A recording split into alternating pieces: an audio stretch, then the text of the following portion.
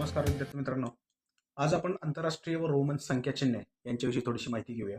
तर सर्वप्रथम आपण देवनागरी देवनागरी संख्या चिन्ह कशा प्रकारचे असतात ते आपण पाहूया. म्हणजेच देवनागरी संख्या चिन्हे म्हणजे जी मराठीमध्ये जी अंक वापरली जातात त्यांनाच देवनागरी चिन्हे असं म्हटलं जातं. या ठिकाणी हा 0, 1, 2, 3, 4, 5, 6, 7, 8 आणि 9. तर या ठिकाणी ही देवनागरी संख्या चिन्हे आहेत. त्यानंतर आंतरराष्ट्रीय संख्या चिन्ह कोणती आहेत तर ती या ठिकाणी दिलेली आहेत पहा. 0, 1, 2, 3, 4, 5, 6, 7, 8 आणि 9. त्यानंतर या ठिकाणी काही रोमन संख्या चिन्हे दिलेली आहेत. म्हणजेच या ठिकाणी आय म्हणजे 1 ही संख्या, व्ही म्हणजे 5, एक्स म्हणजे 10 ही संख्या असते, एल म्हणजे 50, सी म्हणजे 100, डी म्हणजे 500 आणि एम म्हणजे 1000. अशा प्रकारे या रोमन संख्या लिहिल्या जातात. आता आपण 1 ते 10 रोमन संख्या कशा लिहितात ते पाहूया. हा जो आय असतो ते म्हणजे 1. त्यानंतर डबल आय म्हणजे 2, ट्रिपल आय म्हणजे 3. त्यानंतर आय व्ही म्हणजे 4. त्यानंतर फक्त व्ही म्हणजे 5.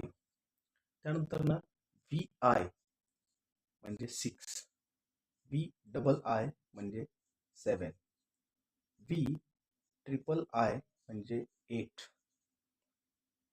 आय एक्स म्हणजे 9 आणि एक्स म्हणजे 10.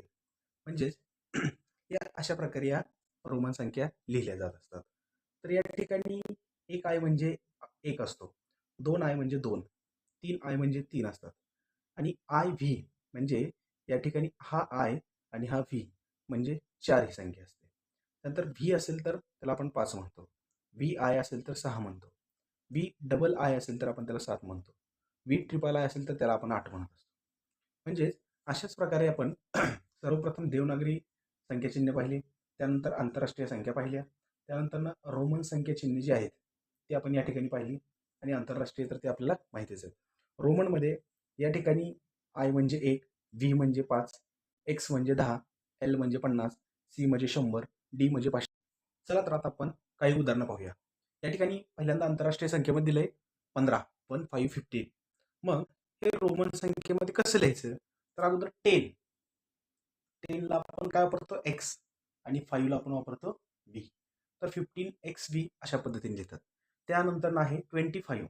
तर 25 म्हणजे काय तर 10 + 10 + 5 म्हणजे डबल एक्स व्ही म्हणजे 25. त्यानंतर 50. मग 50 साठी आपण काय वापरतो तर 50 साठी आपण एल वापरतो, बरोबर. त्यानंतर चौथं एक्झाम्पल पहा. चौथं एक्झाम्पल आहे 55 म्हणजे 55. जर 55 असेल तर आपल्याला रोमन संख्येमध्ये कसे लिहिणार आपण 50 साठी आपण वापरतो एल आणि वरती 5 आहे, 5 साठी म्हणजे 5 साठी आपण वापरतो व्ही. मग 55 साठी एल व्ही हा रोमन संख्या आहे.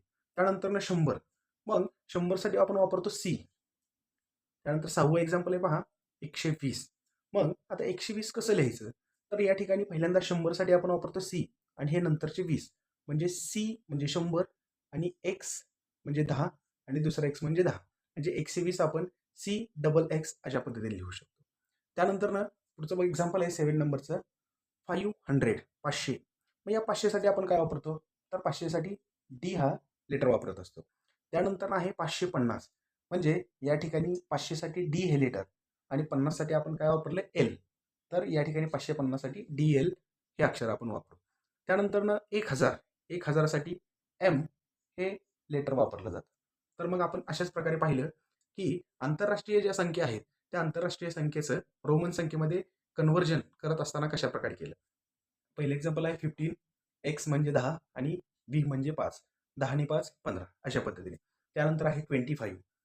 मग 20 आणि 5 असं आहे म्हणजे 10 + 10 + 5 म्हणजे 25. त्यानंतर 50 साठी आपण वापरतो एल वापरतो. त्यानंतर 55 साठी एल म्हणजे 50 आणि व्ही म्हणजे 5 55. त्यानंतर 100 साठी आपण वापरतो सी. त्यानंतर 120 साठी 100 साठी सी वापरलं आणि 20 साठी एक्स वापरले. एक्सची किंमत आहे 10. त्यानंतर 500 साठी आपण डी वापरलं, 550साठी 500साठी आपण डी वापरलं आणि 50साठी आपण एल वापरलं.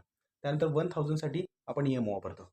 अशाच प्रकारच्या व्हिडिओसाठी आपल्या चॅनलला सबस्क्राईब करा आणि व्हिडिओला लाईक करायला, शेअर करायला विसरू नका. थँक्यू.